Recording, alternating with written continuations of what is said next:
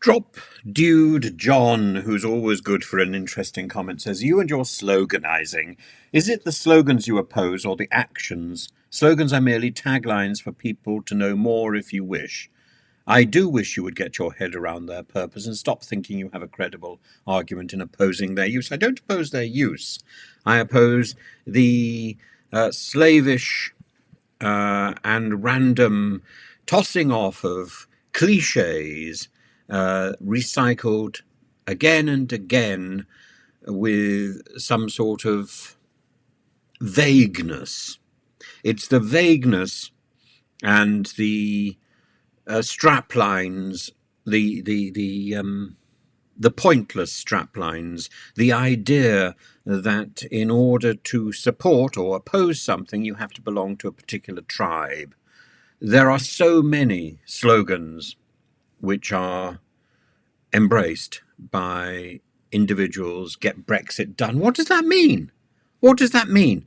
A fairer, greener future. What does that mean? It means nothing. Build a better future. We've got so used to the political campaign slogan, which when it's delivered, often means nothing. And Get Brexit Done is a really good example of something that means take back control. It means whatever you want it to mean. And to march down a street, potentially causing offence by waving a placard that you haven't really owned, or you certainly haven't designed or invested serious thought in what it means, that's what I object to. By all means, have a slogan. If you want to invent a slogan, invent a slogan. Pick up somebody else's slogan, but make sure that it means something.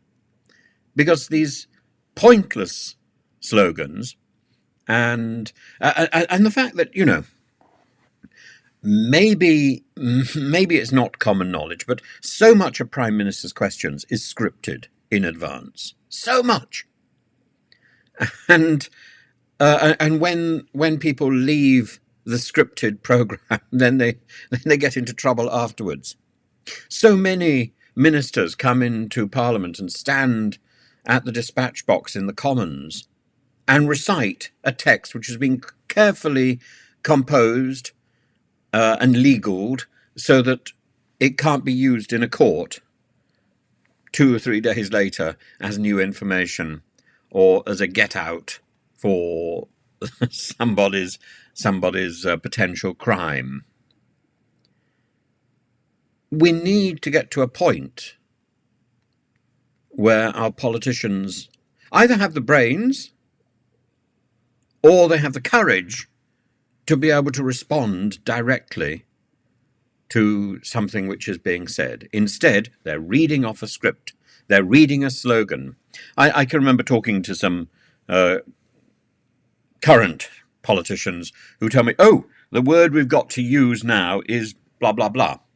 This is the word, Daesh. We've got to use the word Daesh now. This is the word we've been told we've got to use." Or whatever it happens to be. And you think, do you not have a brain? Can you not make your own mind up? But no, people are being ordered to use this particular word, that particular word, and it amounts to a slogan. It's not about sense. It's about sloganizing, and that's what I take offense to.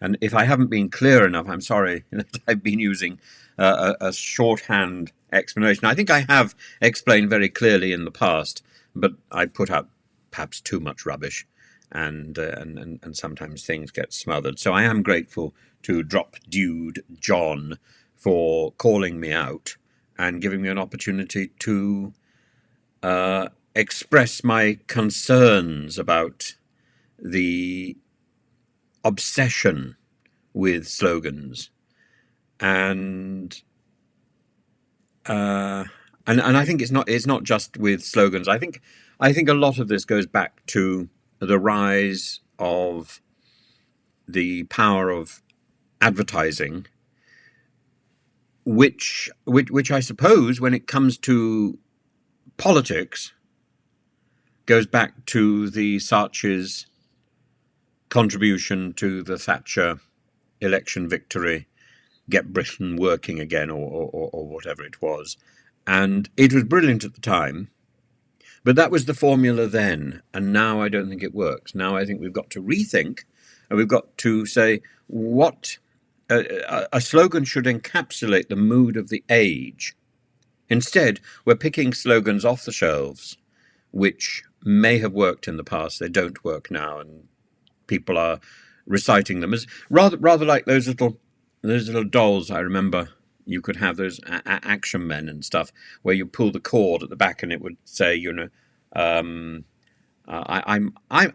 clever, or I can't remember. I can't remember what the expressions were, but these were little slogans, and you pulled the cord, and the doll made the appropriate noises, and that seems to be what we've turned our politicians in.